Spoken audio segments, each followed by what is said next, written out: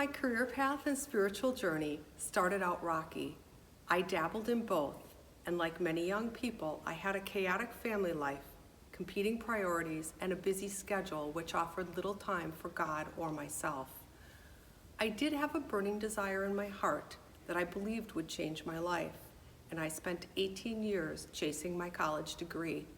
When I finally achieved that goal, I was 36 years old, divorced, and had 3 teenagers, a rocky path, and a limited view of my own life potential.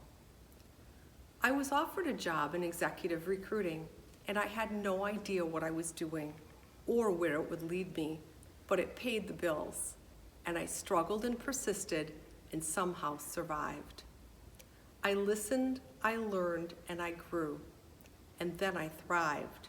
In 2006, I decided to start my own executive recruiting firm.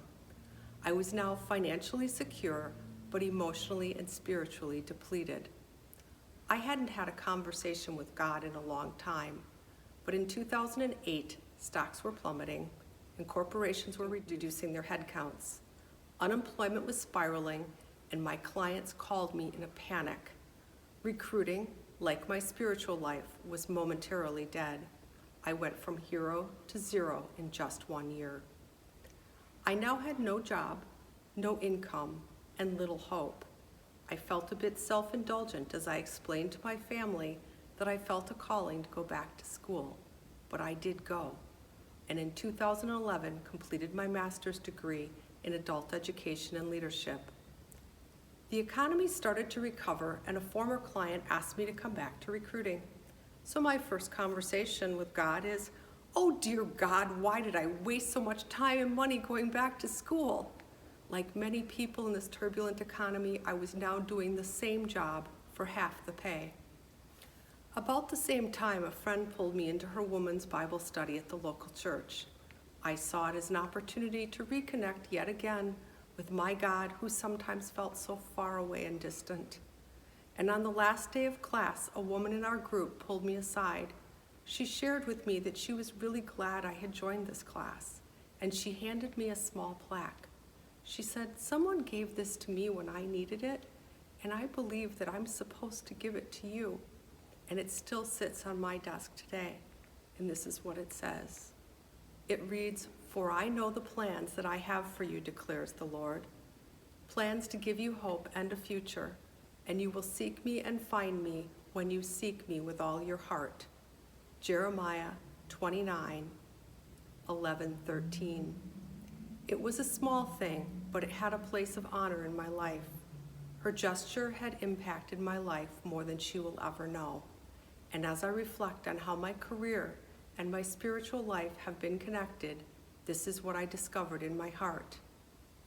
Everywhere I go and everywhere I turn, God has placed a person of meaning in my life. They have shared their faith, their joys, their struggles, and their prayers with me. I sometimes don't always listen, but sometimes we go to the backyard and pull weeds. Sometimes it's over coffee and muffins, but these simple acts invite me to walk along their path, to share their lives, their challenges, and their faith for a moment in time. In hindsight, it is so evident that they were witnessing to me. They were charged with softening my views and changing my perspectives, and it was their role to strengthen and prepare me for the next leg of my journey. In 2014, I would meet the man that was charged with changing the second half of my life. He brought me deeper into his faith, and he helped me to give a voice to my own. We were married in 2016.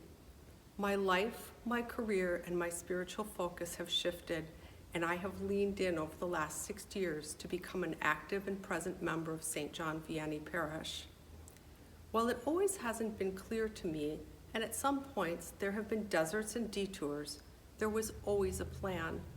And today I have a calling, and I'm using my talents and my gifts as a coach and career consultant. I use my recruiting knowledge, leadership development, and love of stories to change people's lives with purpose, one person at a time.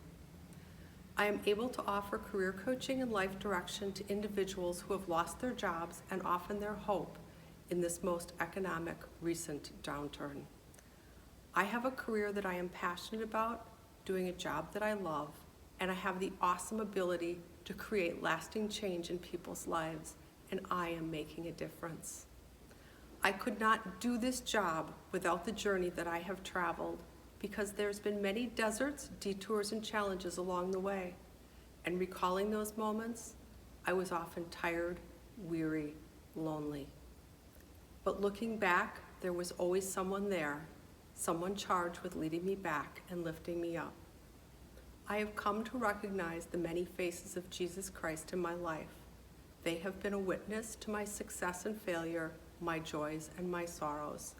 Today, he shows up daily in my marriage, my family life, my friendships, and my job. For as each of you are a witness to me, I in turn am able to witness to others. Fear not, for God has a plan for you, plans to give you hope and a future. It will take a lot of heart and hard work, but when you are ready, the next bold steps in your journey will appear. As God reminds us through the prophet Jeremiah, you will seek me and you will find me when you seek me with all your heart.